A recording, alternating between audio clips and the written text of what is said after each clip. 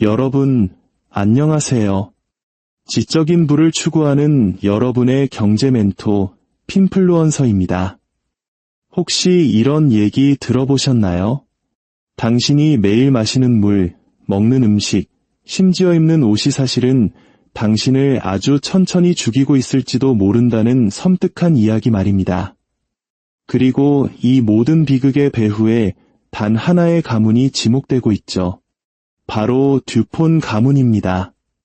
하지만 이게 과연 어디까지 사실일까요? 이 가문의 추정 순자산은 무려 180억 달러, 우리나라 돈으로 24조 원이 넘습니다. 그리고 거의 200년 동안 그 부와 영향력을 굳건히 지켜왔죠. 오늘 영상 끝까지 보시면 여러분은 자본주의의 민낯과 기업 윤리의 중요성에 대해 다시 한번 생각하게 될 겁니다. 부의 지혜를 얻기 위한 첫걸음, 구독과 좋아요로 함께 시작해 주시죠. 여러분의 이 작은 클릭이 세상을 보는 눈을 바꾸는 계기가 될 겁니다. 자, 그럼 시작해 볼까요? 오늘 우리가 파헤쳐 볼 듀폰 가문의 어둡고도 깊은 성공 신화. 제가 이 채널에서 다뤘던 다른 부자 가문들, 예를 들어 푸거 가문이나 로스차일드 가문은 대부분 미천한 시작을 했습니다. 소위 말하는 흙수저 신화죠. 하지만 듀폰 가문은 시작부터 달랐습니다. 그들은 태생부터 귀족, 완벽한 금수저였습니다. 듀폰 가문의 이야기는 프랑스 경제학자이자 정치가였던 피에르 사무엘 디퐁에서 시작됩니다. 그는 프랑스 군주제의 열렬한 지지자였죠. 그의 가장 큰 업적은 1783년 베르사유 조약 협상에서 핵심적인 역할을 한 것입니다. 이 조약은 당시 세계 최강대국이었던 프랑스와 영국 사이의 자유무역협정의 기틀을 마련했고, 이 공로로 그는 루이 16세의 총애를 받으며 왕실에서 승승장구했습니다. 1787년에는 명사회 의회 서기장까지 역임했으니 그의 인생은 탄탄대로처럼 보였죠. 하지만 역사에는 항상 하지만이 있죠. 바로 프랑스 대혁명이라는 거대한 폭풍이 몰아닥쳤습니다. 왕당파였던 피에르에게 혁명은 재앙이었습니다. 그는 급진공화파에 맞서 루이 16세를 보호하려 했고, 이는 그를 혁명 세력의 공공의 적으로 만들었습니다.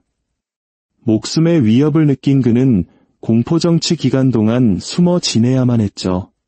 결국 발각되어 투옥되었지만 그의 놀라운 인맥 덕분에 간신히 풀려날 수 있었습니다. 더 이상 프랑스는 안전하지 않다고 판단한 피에르 디퐁은 모든 것을 버리고 미국으로 망명합니다. 그의 초기 계획은 그저 자급자족이 가능한 작은 공동체를 만들어 조용히 사는 것이었습니다. 하지만 운명은 그를 가만두지 않았죠. 미국에서도 그는 곧 권력의 중심부로 빨려 들어갑니다. 당시 미국 대통령 토머스 제퍼슨은 프랑스로부터 루이지애나 영토를 구매할 계획을 세우고 있었고, 프랑스 정치에 정통한 피에르는 제퍼슨에게 없어서는 안 될 최고의 자문가였습니다. 피에르는 나중에 잠시 프랑스로 돌아가 자신을 몰아낸 나폴레옹을 축출하려는 복수극에 가담하기도 합니다. 1814년 그는 교활한 외교관 탈레랑을 도와 나폴레옹의 몰락 후 왕정을 복원하는 데 핵심적인 역할을 수행했죠. 새로운 왕 루이 18세는 그를 국무위원으로 임명하기까지 했습니다.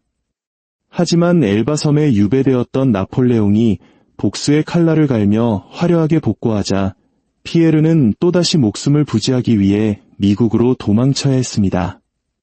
피에르가 이렇게 프랑스와 미국을 오가며 정치판에서 활약하는 동안 그의 가족들은 미국이라는 기회의 땅에서 새로운 사업을 구상하고 있었습니다. 듀폰 가문의 본격적인 비즈니스는 피에르의 아들 엘레테르 이렌의 디퐁의 손에서 시작됩니다. 그는 프랑스에서 근대 화학의 아버지라 불리는 위대한 화학자 앙투안 라부아지의 밑에서 훈련받은 엘리트였습니다. 미국으로 이주한 그는 미국의 화약 산업이 매우 낙후되어 있다는 점을 발견하고 엄청난 잠재력을 직감했습니다.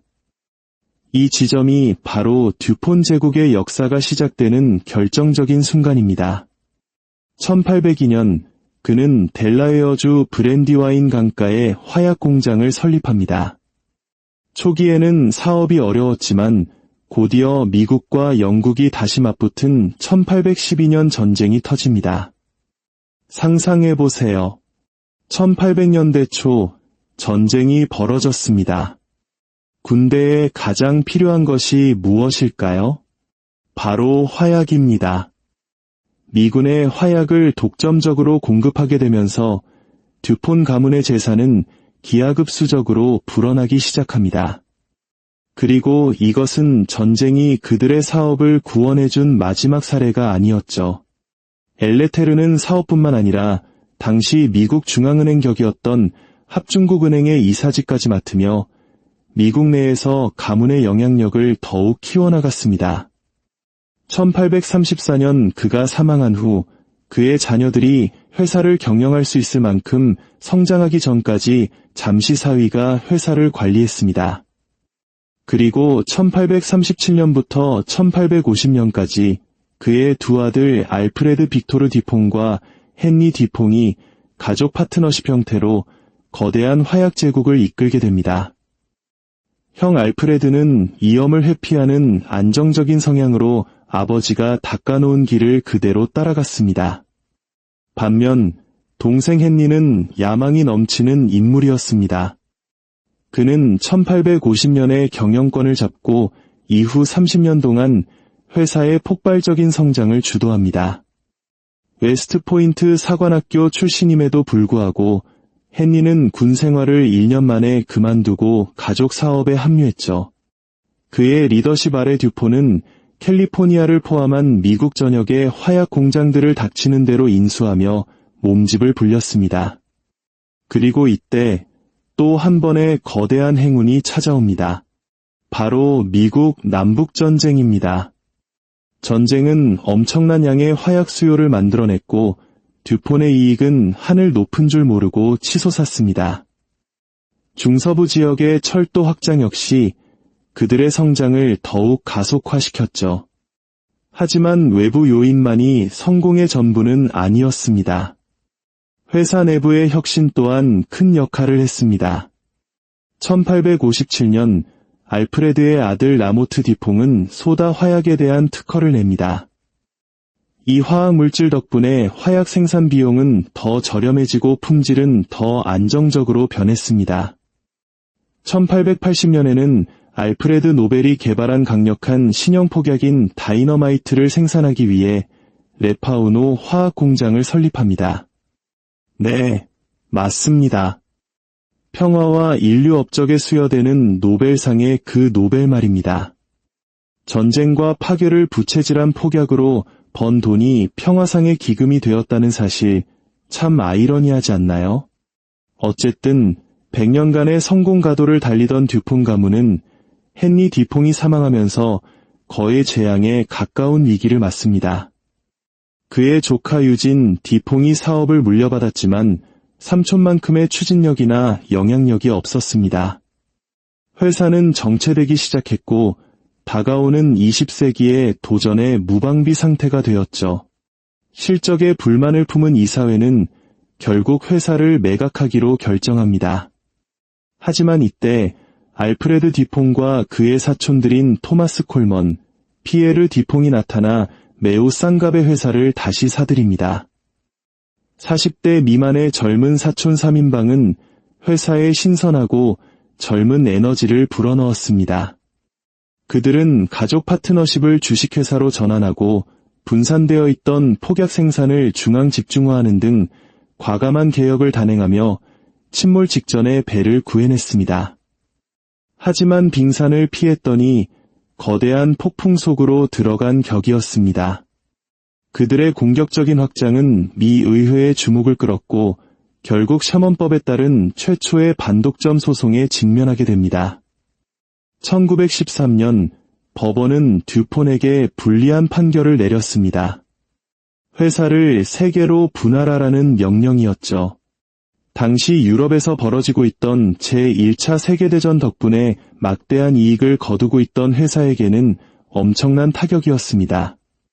하지만 그들은 미래를 내다보고 있었습니다. 전쟁이 끝나면 폭약 수요가 급감할 것이라는 사실을 깨달았죠. 잘 나갈 때 사업 다각화를 하지 않으면 살아남을 수 없다고 판단했습니다. 그래서 그들은 기어를 바꾸기 시작합니다. 이 변화는 이미 1917년 듀폰이 영국 회사로부터 기술을 인수하여 염료 산업에 진출하면서 시작되었습니다. 그들은 염료 및 기타 관련 화학 공정 생산으로 사업의 중심을 옮기고 있었습니다. 1919년 피에르가 사장직에서 물러날 무렵 듀폰은 이미 완벽한 종합화학회사로 변모해 있었습니다. 알고 보니 폭약의 원료로 사용되던 니트로셀룰로스 같은 물질이 다른 산업 제품을 만드는 데도 아주 유용했던 겁니다. 이는 회사의 결정적인 전환점이었습니다. 듀폰 가문은 페인트, 용제, 셀룰로이드 필름, 인조 가죽, 심지어 자동차 산업까지 사업을 확장했습니다. 20년대 후반에는 미국 염료 시장에서 최대 기업이 되어 유럽 수입품에 대한 의존도를 크게 줄였습니다. 사업 다각화에는 막대한 자본이 필요했지만 듀폰 가문에게 돈은 문제가 아니었습니다. 그들은 제1차 세계대전 당시 미군 최대의 군용 폭약 공급업체였으니까요. 또 다른 수익원은 개인 자동차 산업이 막 폭발적으로 성장하던 시기에 제너럴 모터스에 대한 전략적 투자였습니다. 듀폰의 혁신은 20세기 내내 계속되었습니다. 1931년에는 합성 고무인 네오프렌을, 1938년에는 나일론을 선보였죠. 자, 이제부터 이야기가 정말 흥미로워집니다. 왜냐하면 듀폰이 발명한 가장 악명 높은 합성물질 중 하나가 바로 이 시기에, 그것도 완전히 우연히 만들어졌기 때문입니다. 바로 테플론입니다. 로이 제이 플렁킷이라는 젊은 과학자가 듀폰에서 새로운 냉매를 개발하던 중 우연히 발견한 것이죠. 당시 냉매로는 독성이 강한 이산화황이나 암모니아 외에는 대안이 없었기 때문에 그의 연구는 획기적인 것으로 여겨졌습니다. 플렁킷은 실험을 위해 테트나플루오로에틸렌 가스 45kg을 생산해 작은 용기에 담아 드라이아이스 온도로 보관했습니다. 그런데 다음 날 그와 조수가 가스를 방출하려고 했을 때 아무것도 나오지 않았습니다. 이상한 점은 용기의 무게는 그대로였다는 겁니다. 호기심에 용기를 잘라 열어보니 그 안에는 미스터리한 흰색 가루가 들어있었습니다. 테스트 결과 이 가루는 열에 강하고 화학적으로 매우 안정적이었습니다. 또한 표면 마찰이 극도로 낮아 다른 물질이 거의 달라붙지 않았죠. 이 물질은 당시 과학계의 상식을 뛰어넘는 것이었습니다. 플렁킷은 자신도 모르게 훗날 테플론으로 알려지며 눌어붙지 않는 조리기구 시대를 열게 될 완전히 새로운 물질을 창조한 것입니다. 이 발견은 듀폰에게 이보다 더 좋은 타이밍에 올 수 없었습니다.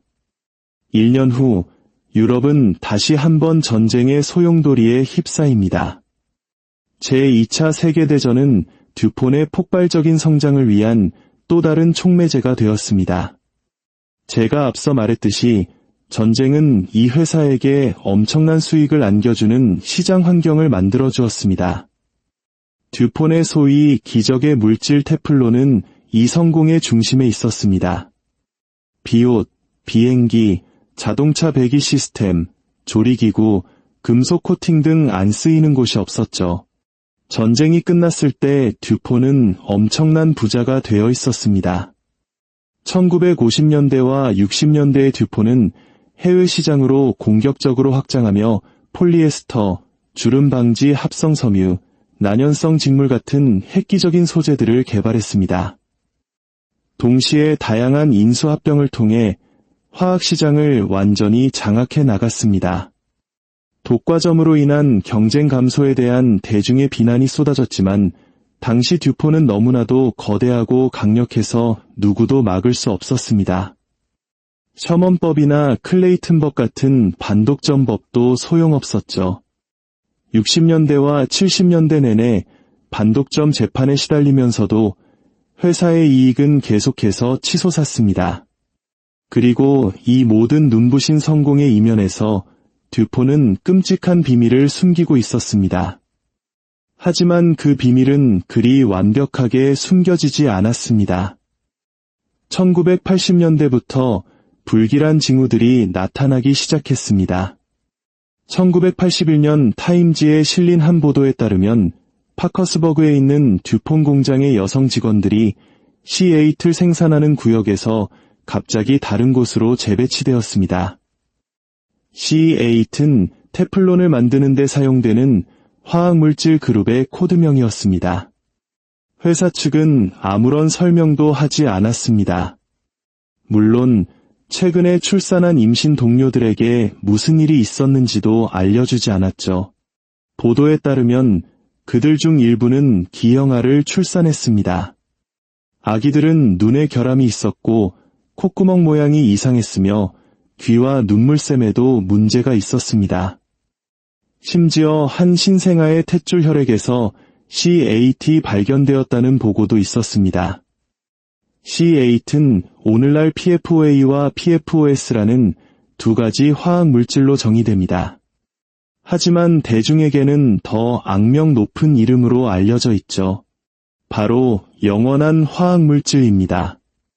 환경에서 거의 분해되지 않고 한번 몸속에 들어오면 수십 년 동안 머물기 때문입니다.